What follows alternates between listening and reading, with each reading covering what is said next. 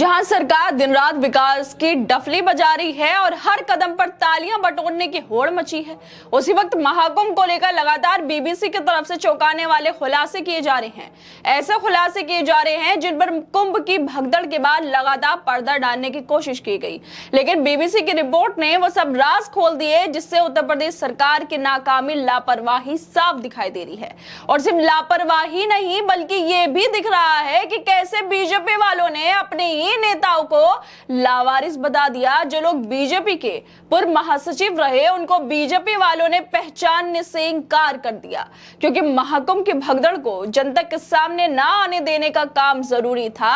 इसी वजह से बीजेपी वालों ने अपने नेताओं को भी लावारिस बताने में कोई कसर नहीं छोड़ी और ना ही उससे मुआवजा ही दिया गया। और ये सब खुलासा बीबीसी ने किया है। पहले बीबीसी की रिपोर्ट सामने आई, जिसमें कहा गया कि 29 जनवरी यानी मौनी अमावस्या के दिन प्रयागराज के महाकुंभ मेले में जानलेवा भगदड़ की 4 घटनाएं हुई।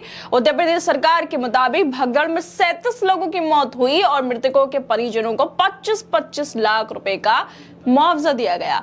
बीबीसी की गहन पड़ताल में पता चला कि भगदड़ की घटनाओं में कम से कम 82 लोगों की मौत। बीबीसी को 26 परिवार ऐसे मिले जिन्हें 5-5 लाख रुपए के कैश के बंडल दिए गए, लेकिन मृतकों की गिनती में उन्हें शामिल नहीं किया गया। जब मृतकों की गिनती में उन्हें शामिल नहीं किया गया था, तो सरकार ने उन्हें ये पैसे कैसे दे दिए? ये गंभीर सवाल है और इस सवाल में सब उलझे ही थे कि अब बीबीसी की एक वीडियो भी सामने आ गई है, जिसमें कहा गया है कि यूपी सरकार ने कुंभ भगदड़ में माना, सरकार के मुताबिक 35 मृतकों के परिवार वालों को 25-25 लाख का मुआवजा दिया गया, जबकि एक मृतक की पहचान नहीं होने और एक मृतक के लावारिस होने की वजह से मुआवजा राशि नहीं दी जा सकी। हालांकि सरकार ने अभी तक भगदड़ में मारे गए लोगों की आधिकारिक सूची जारी नहीं की है।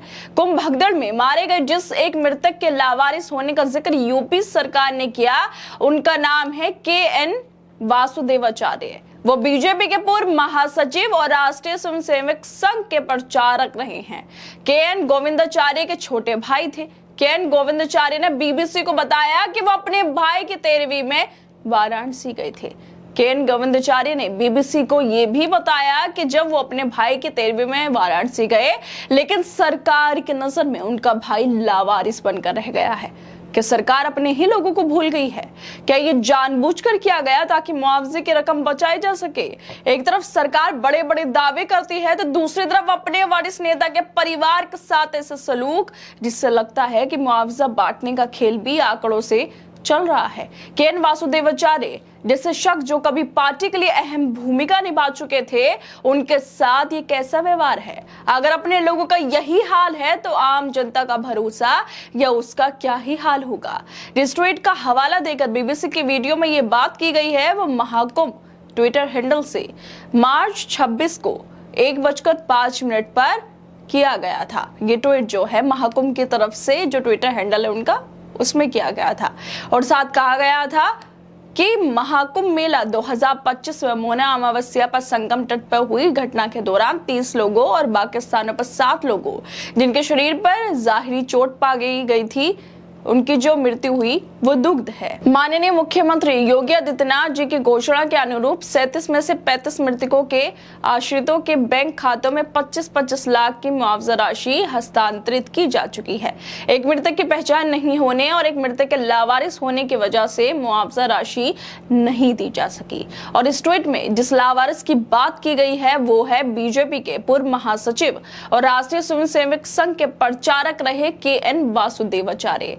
अपने ही लोगों को बीजेपी वालों ने लावारिस बता दिया और इस बात का खुलासा खुद बीबीसी ने कर दिया है, उसकी वीडियो ने कर दिया है, उसकी रिपोर्ट ने कर दिया है कि किस तरह से पहले तो सरकार आंकड़े नहीं बता पाई और जब आंकड़े बताए, ये बता दिया गया कि 37 लोगों की मौत हो गई और उसमें कहा गया कि 35 लोगों को 25-25 लाख दिए गए, लेकिन बीबीसी की रिपोर्ट ने यह साफ कर दिया कि 37 नहीं 82 से ज्यादा लोगों की मौत हुई है भगदड़ में।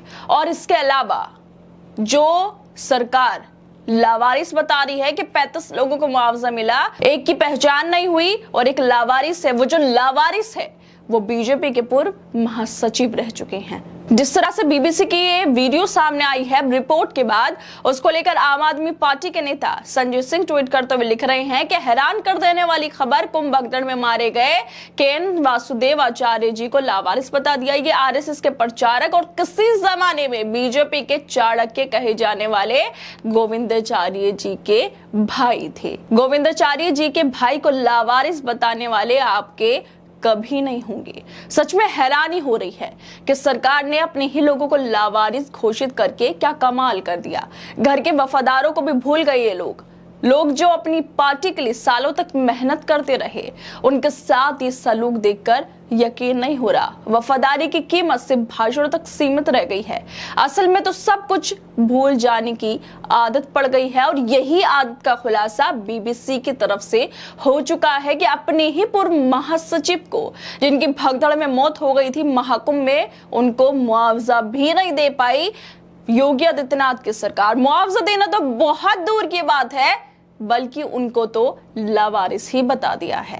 खैर दोस्तों, आप लोग क्या लगता है बीबीसी की तरफ से जिस तरह से खुलासे किए जा रहे हैं, पहले रिपोर्ट आई और अब वीडियो में ये इतना बड़ा खुलासा कर दिया गया है, उसको लेकर हमें अपनी राय जरूर दें और बाकी तमाम खबरों को देखने के लिए जुड़े रहिए हमारे साथ।